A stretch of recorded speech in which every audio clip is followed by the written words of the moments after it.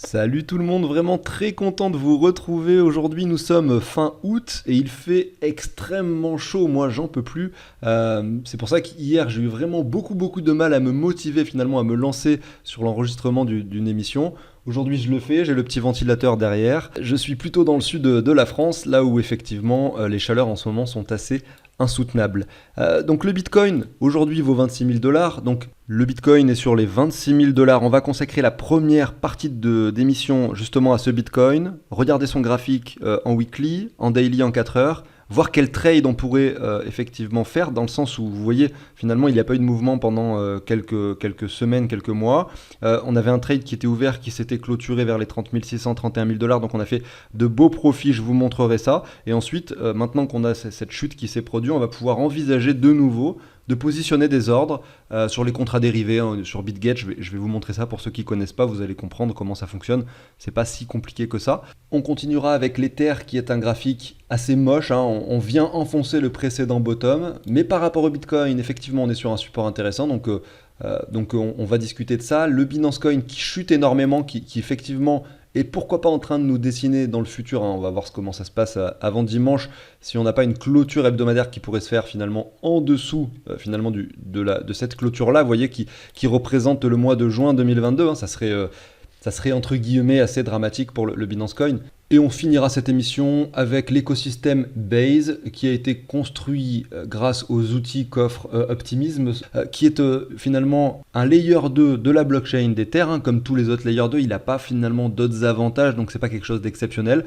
Le seul truc assez intéressant, c'est que ça a été lancé du coup par Coinbase et que tous les utilisateurs de Coinbase qui veulent faire leur premier pas dans la finance décentralisée sont susceptibles de le faire à travers Base, tout simplement. Et on voit que la TVL, vous voyez, augmente. Alors là, je dézoome un peu. Regardez, donc ça a été lancé début août et on voit qu'aujourd'hui, on est à 189 millions de TVL, ce qui n'est pas si important et ça pourrait continuer à augmenter. Donc peut-être qu'en utilisant certains de ces protocoles, on pourrait en profiter d'une certaine manière. Et après avoir fouillé un peu, je vais vous proposer une plateforme qui me semble intéressante. Je pense que demain, dans l'émission de demain, j'effectuerai les actions dessus avec MetaMask pour vous montrer comment on peut participer effectivement au farming et peut-être profiter d'un engouement, en tout cas à venir. Évidemment, ça reste de la spéculation, ça reste risqué, on le sait, comme tout ce qu'on fait, hein, dans les cryptos. Je vais vous passer la très courte introduction. Pensez à vous abonner, à liker l'émission si le contenu vous plaît. À tout de suite.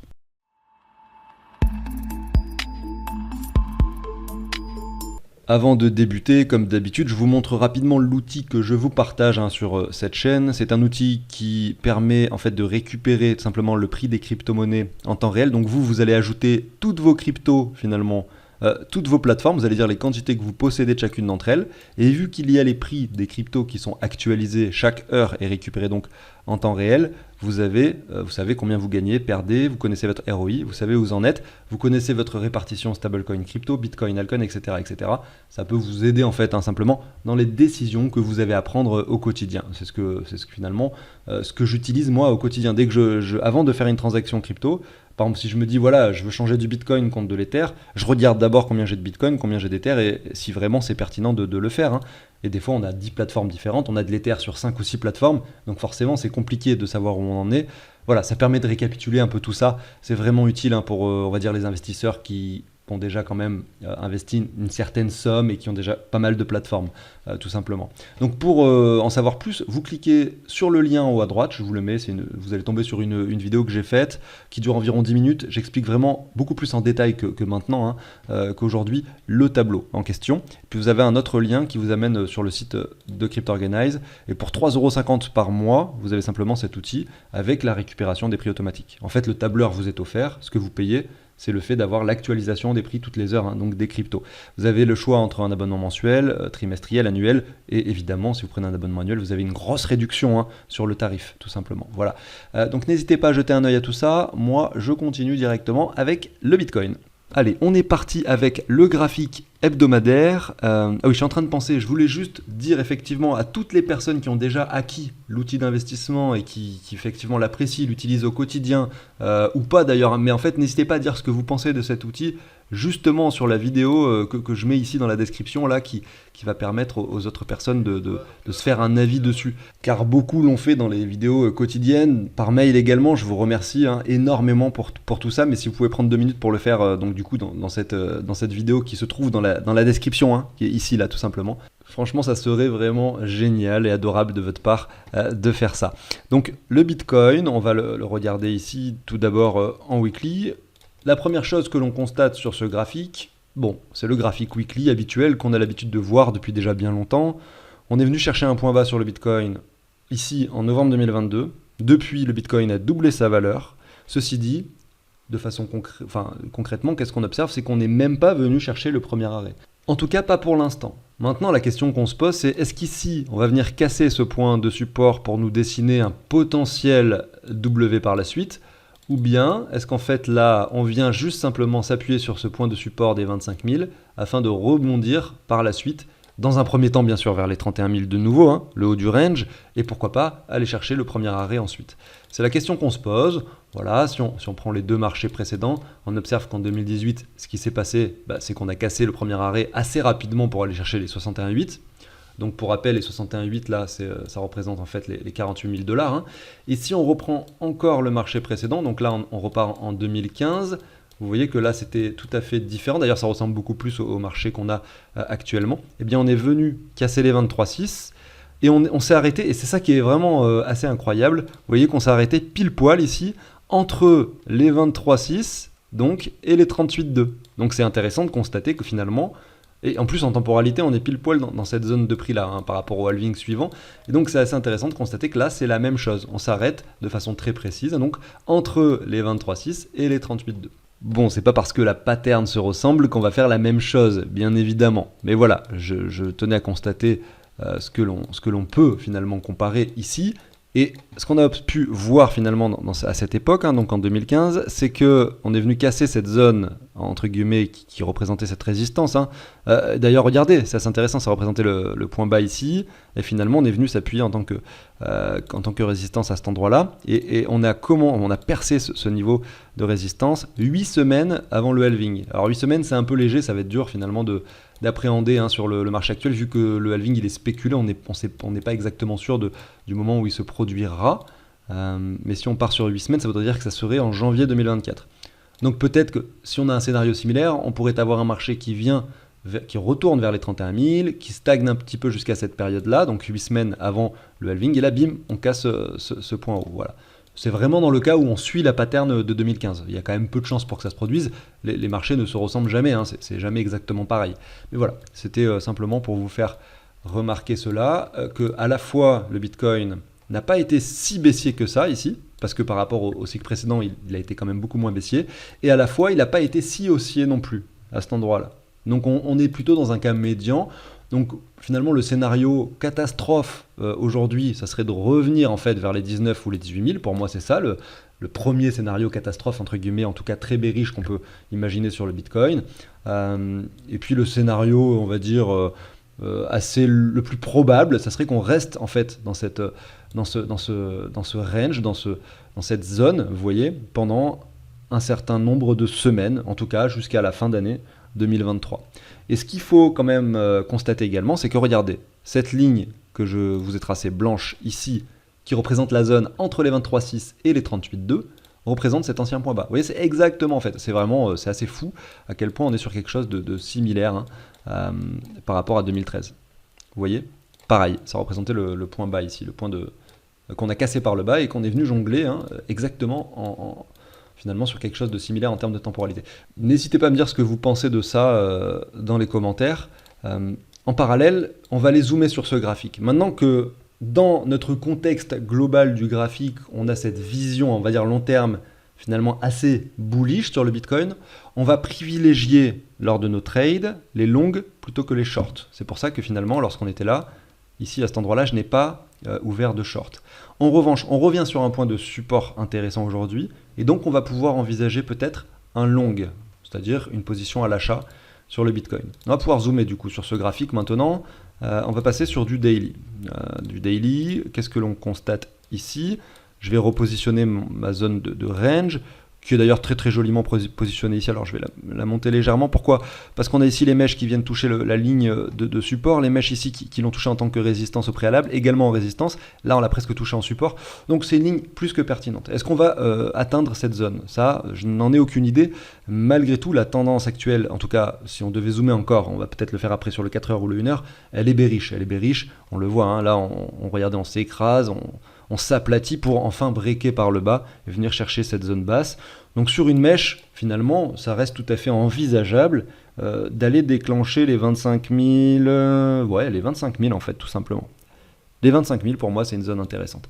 Maintenant, c'est possible également qu'on s'arrête sur les niveaux actuels pour rebondir directement, vu qu'en fait, on ne sait absolument pas ce qui va se passer. Sauf que nous, vu qu'on veut ouvrir un trade dans la zone la plus intéressante possible, en se disant que si le trade n'est pas déclenché, c'est pas grave, on ne trade pas et puis c'est tout. Et bien à ce moment-là, on va se mettre un niveau qui n'est pas forcément le plus probable en termes de pourcentage, mais en tout cas c'est le niveau qui, s'il est déclenché, eh bien effectivement pourrait provoquer un rebond assez rapide et assez instantané sur le Bitcoin, vous voyez? C'est ça qu'on cherche en fait, c'est vraiment ce qu'on recherche pour notre point d'achat. Donc sur le Bitcoin, il s'agit évidemment de ce point des 25 000 $, qui est un chiffre psychologique qui a été breaké sur ces deux mèches et sur lequel on peut venir rebondir. On le voit, c'est très pertinent, même sur le plus long terme, le moyen terme. Mais comme je le dis, c'est pas du tout sûr qu'on vienne atteindre cette zone. Donc le long, on va essayer de le positionner à peu près comme ça. Donc, grosso modo, c'est ça l'idée. Alors, voilà, je l'ai mis 2 fois. Et l'idée, c'est d'avoir un take profit qui se situerait, on va dire, par là-haut. Hein. Donc, où est-ce qu'on pourrait mettre notre première zone de profit? Je dirais aux alentours des 29 300, c'est-à-dire les 61,8. Se positionner légèrement en dessous par ici, tout simplement envisager un premier profit. Donc ça, le profit, on s'en fiche un peu. Ce qui va nous intéresser, c'est surtout les pertes possibles. Parce que finalement, c'est ça qui est intéressant. Savoir qu'est-ce qu'on risque dans notre trade. On va déterminer tout d'abord notre point d'entrée que je positionne aux alentours des 25 260, un petit peu au-dessus des 25 250, vous voyez, qui est finalement un chiffre intéressant. Et derrière, vous avez la ligne de résistance que je positionne par ici et le stop loss qu'on positionne quelques pourcentages en dessous. Donc là, je suis à 5% par rapport à l'entrée. Et ce qu'il faudrait, c'est essayer de se positionner assez bas pour dire qu'effectivement, si le Bitcoin devait shooter, voilà, il pourrait s'arrêter juste avant. L'idée, c'est que, grosso modo, on vient de déclencher notre trade, que si jamais le Bitcoin, finalement, ne va pas dans le sens que l'on avait imaginé, eh bien, on puisse quand même se garder cette marge de sécurité avec un Bitcoin qui s'arrête juste avant pour rebondir. Vous voyez, c'est ça l'intérêt de mettre le stop loss sur un point pertinent. Et le point pertinent, je le positionnerai moi personnellement en dessous de cette ligne-là. Et en fait, ça représente une zone, regardez, je vous mets quelques cercles dans cette zone, où le Bitcoin a hésité à stagner, a hésité soit avant de rebondir vers le bas, soit avant de casser vers le haut. Donc c'est une zone intéressante sur laquelle on peut s'arrêter.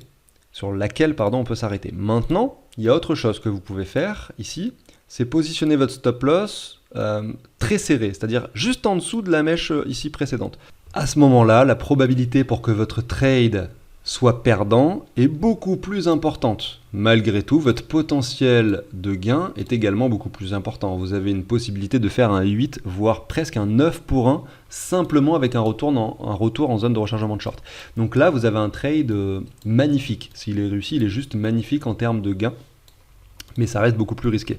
Maintenant, si on le positionne comme je le montrais juste avant, vous avez un risque-reward de 3,8 qui reste encore tout à fait honorable, hein, mais vous prenez un risque beaucoup moins important. Ça veut dire que vous allez mettre 10 $, vous allez risquer 10 $ dans votre trade, vous allez en gagner 38. Donc vous voyez que si vous gagnez un trade, finalement vous pouvez vous permettre de perdre les 3 suivants, ce qui est quand même extraordinaire déjà. Maintenant, si vous le mettez le trade très très serré, voilà, sachez que si vous gagnez le trade, vous pouvez derrière en perdre quasiment une dizaine.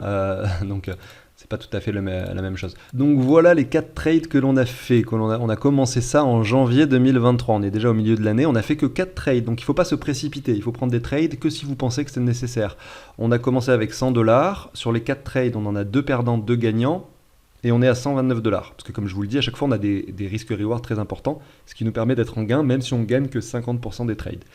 Aujourd'hui, on va pouvoir en mettre un autre de trade. Alors je suis allé sur BTC USDT perpétuel BitGet, parce que c'est là où je vais faire le trade, sur la plateforme de BitGet, tout simplement. Donc sur le graphique, on observe que lors de la chute, le Bitcoin est déjà venu chercher notre ordre potentiel d'achat. Donc c'est dommage parce qu'en fait, si on avait mis ce trade il y a quelques semaines, on aurait pu déjà être déclenché, être déjà dedans le trade. Bon, c'est pas grave, je vais le faire maintenant. Ça changera pas grand-chose. Soit il est déclenché, soit il l'est pas. Soit il est gagnant, soit il est perdant, ça on verra.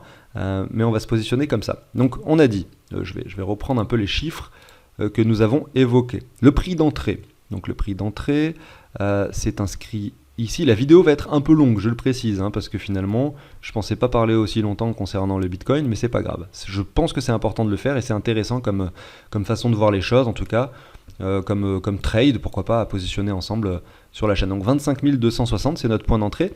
Et le stop loss, on va le mettre en dessous de cette zone. Donc on a dit 23 727. Bon, est-ce qu'on le met un peu en dessous des 23 700 ?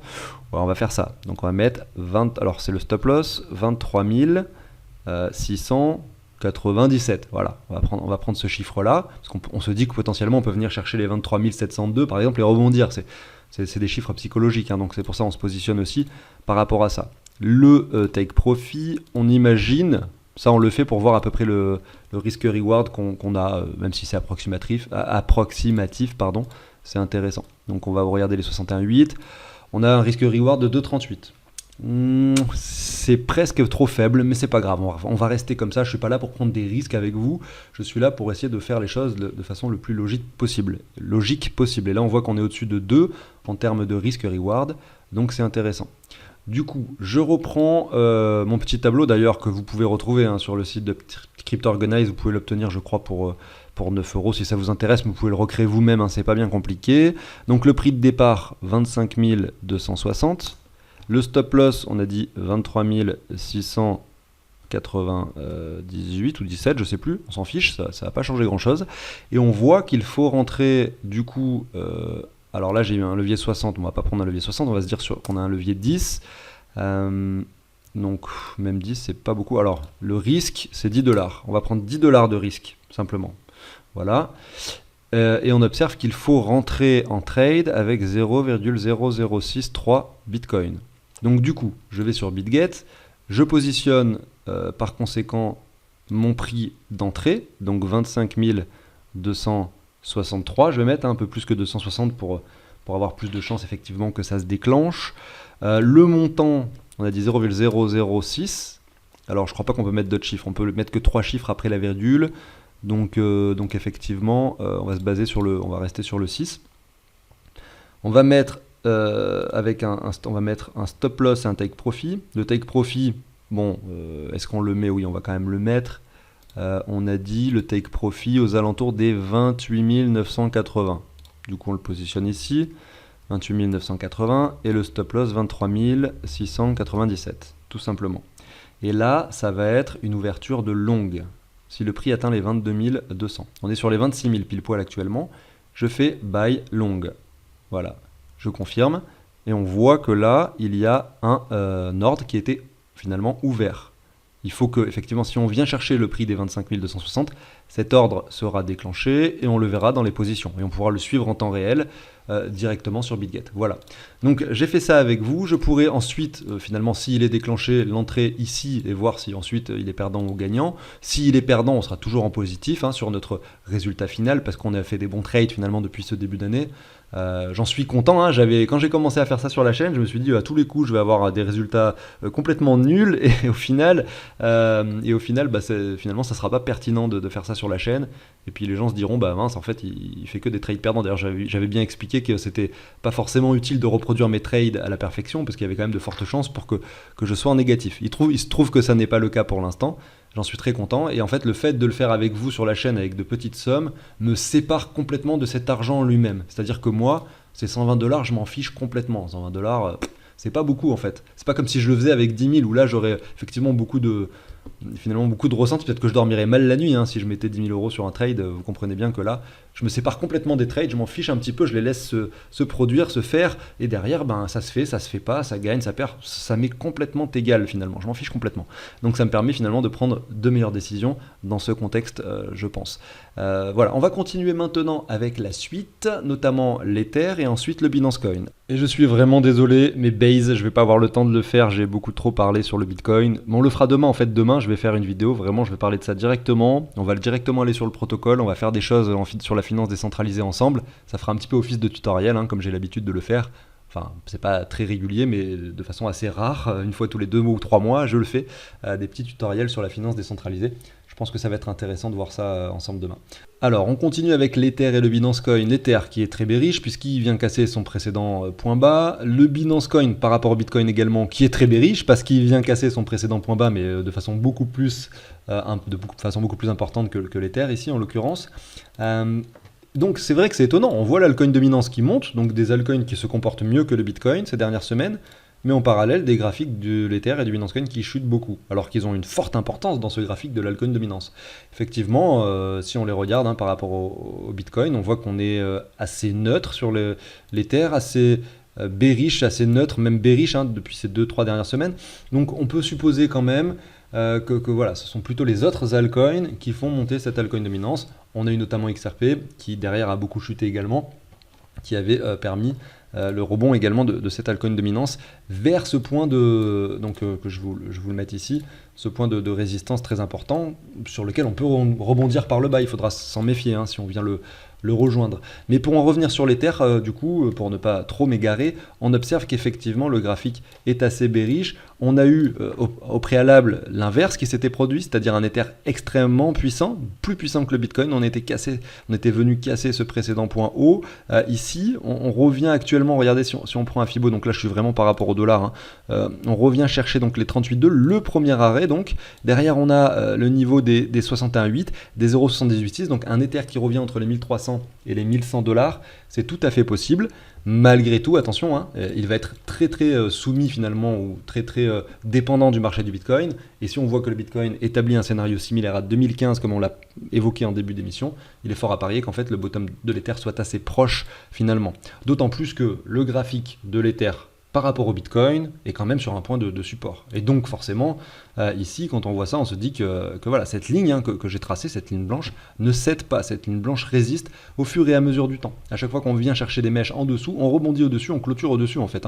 Sauf pendant cette période de temps, et peut-être ici, mais j'ai probablement, enfin après vous voyez, vous tracez votre ligne comme vous voulez, mais grosso modo, c'est vrai que voilà, on a eu une période de temps ici où on est venu chercher en dessous. C'était au mois de juin 2022, c'était la panique totale dans les cryptos. L'effondrement de Terra Luna a forcément joué un rôle sur la perte de confiance qui finalement s'est retrouvée être juste temporaire puisqu'on a réintégré instantanément et même de façon très puissante la zone haute pour même quasiment faire un nouveau sommet sur l'Ether par rapport au Bitcoin. Évidemment, je ne parle pas de l'année ici, si je reviens en arrière, 2017, où l'Ether était sur des niveaux plus importants encore, avec de la spéculation bien trop excessive à l'époque. Maintenant, on est sur quelque chose d'assez stable au niveau de l'Ether. On est sur une poussée, ici, qui ne voit pas de retracement. On ne revient pas chercher les prix précédents.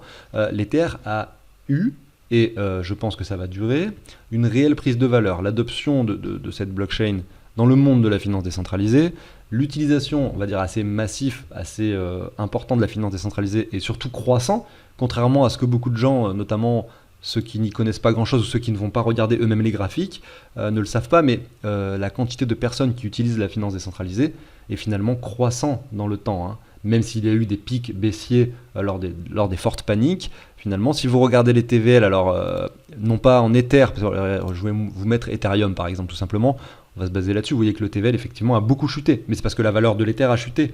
Maintenant, si vous mettez ici en Ether et non pas en USD, si vous mettez en USD, évidemment, si vous prenez la somme sur la blockchain d'Ether en valeur dollar avec un Ether à 5000 $, évidemment que vous allez être sur un sommet. Par contre, si vous prenez la somme, la quantité d'Ether et non pas la valeur en dollars, là vous avez quelque chose d'intéressant. Et vous voyez que oui, on a chuté, certes, depuis ce début 2023, etc., on a quand même chuté, mais que pendant toute cette phase de 2021-2022, on était sur quelque chose d'assez stagnant et qu'il y a une réelle prise de valeur actuellement parce qu'on voit qu'il y a beaucoup plus d'Ether dans les protocoles que fin 2020, vous voyez. L'explosion de la DeFi ici, finalement, n'a pas été intégralement ravalée. Alors qu'on est au plus bas dans la phase de désintérêt avec une altcoin dominance très basse également, avec le halving du Bitcoin qui arrive dans 6-7 mois, donc c'est bientôt finalement, on se rapproche très fortement de peut-être potentiellement le prochain cycle haussier dans les cryptos. Donc évidemment qu'en fait ce niveau actuel est plutôt encourageant, tout simplement.